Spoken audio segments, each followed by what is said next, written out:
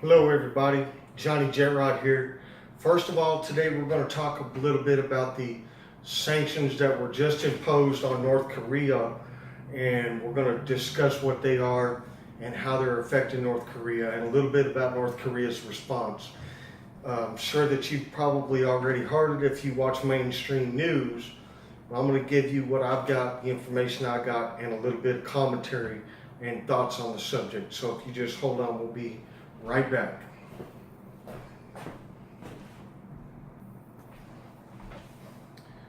Okay, welcome back to the show. Doing this little report for Populist News today. I want to discuss North Korea, and they have recently come out this morning and said, in response to the sanctions that were imposed upon them by the United Nations Security Council, and we are going to discuss that here in a minute, but what North Korea's response to this has been is that they will launch a 1,000-fold revenge against the United States for imposing these sanctions. Now, United Nations Security Council got together and unanimously voted 15-0. That means all 15 countries involved in the United Nations Security Council voted for these sanctions. And, that includes China and Russia. Doing a little workout this morning, so I got my testosterone pumping, man. I feel good. Hey, look, here's the thing. So now these sanctions they're basically furthering the isolation of North Korea. And I'm going to cover what the sanctions are. But first I want to tell you that the more we isolate North Korea, the more Kim Jung Un feels threatened by the outside world because of his desire for superiority in the region and the incredible hate he has for South Korea and America and the neighboring countries.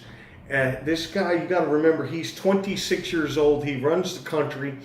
And he's just was given this position as a child, basically, in my mind, because, this is a dynasty over there in North Korea.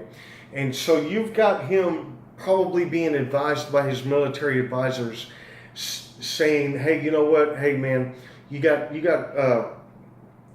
nuclear power. You got these missiles. We've been launching them. We've been testing them. We can launch a missile and hit the United States and blow up New York if you want to, Kim Jong Un.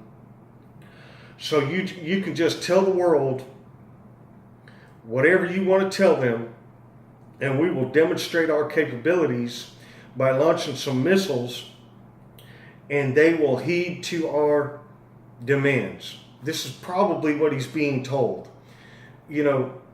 But the reality is, I've read a couple of different reports in the last week or two, is that inevitably North Korea in conventional war would most likely last about a week and a half before their forces would be so decimated, so incredibly demoralized that they would be willing to give up because they simply do not have the resources available without outside help. You understand what I'm saying? They would have to be getting fed weapons and ammunition and food and supplies from the outside world because, hey, this is a country that has starving citizens, okay?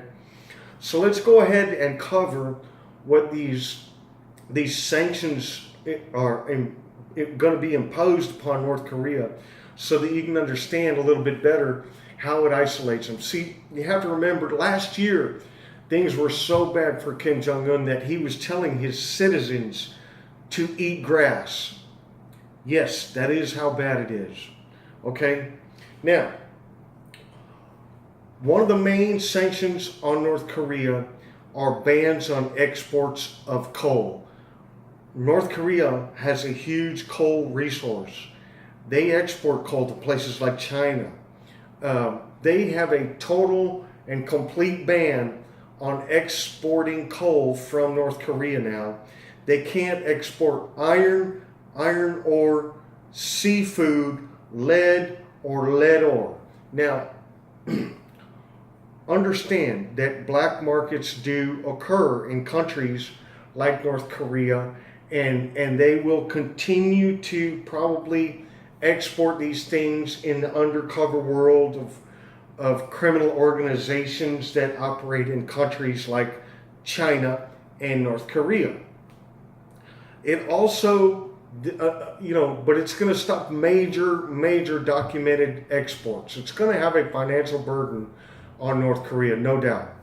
Now, it also, this sanctions also include a stopping of foreign investments in North Korea through joint ventures. Now, I don't know the exact details of what that means. It could mean that North Korea and another country cannot invest to create business in North Korea, or it may mean that two separate countries cannot join in with the North Korean government to create business in North Korea. In my mind, it just means that there will be no foreign investments in North Korea through joint ventures, and that's probably a complicated language that's involved with that. But there's another example of North Korea now being more further falling into isolation with these sanctions, because now foreign investments are completely banned. It also restricts another source of revenue for North Korea by other countries not being allowed to accept North Korean labor workers. And I would have to assume that would be neighboring countries where North Koreans migrate to work and send money back home. So that's going to hurt the people of North Korea too. These are very strict sanctions, but we have also known in the past that sanctions imposed on certain countries have not always worked, and they have not always been completely enforceable. So I don't really have a lot of faith in everything that they've imposed here.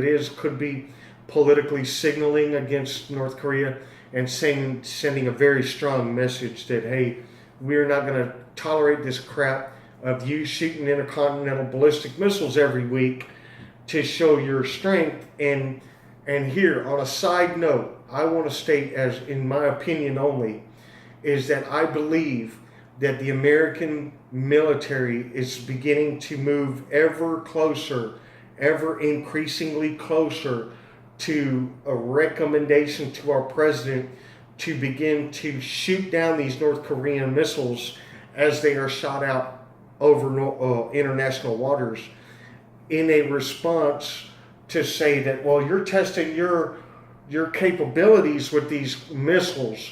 The American military might is now testing its capability to shoot down your missiles. So every time you conduct a test, we'll conduct a test.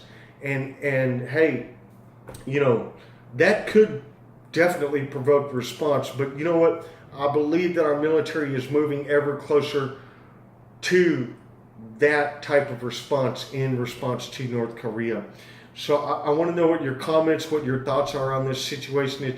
It's getting more complicated by the day with North Korea, and these recent sanctions with this thousandfold revenge that Kim Jung Un has promised. He may go buck wild, and I'm not saying he is, but he just might go buck wild and actually attempt an attack on our naval vessels or shoot a missile in our direction. We're just going to have to see what he does. He could be just saber rattling like he always does, though, and just, knowing he may know that he could be ultimately destroyed if he does go on the attack. But anyway, my name is Johnny Jetrod, and I'm reporting for you for Populist News. I hope you enjoyed this report. If you want to become a supporter, check out the links in the description below. And as always, I will connect my email address. You can suggest the video of the week or the video of the month. But in order to qualify for that being selected, you must meet the requirements. And to meet the requirements for that, you have to follow the guidelines I placed in the video that I recommended the certain requirements for this are, and it's in the perks and promotions playlist. Just look for the special offers in August, and you'll find all the requirements I laid out for the suggestions of the video of the week or the video of the month, if you're interested. So my name is Johnny Jetrod. I want to thank America for tuning in.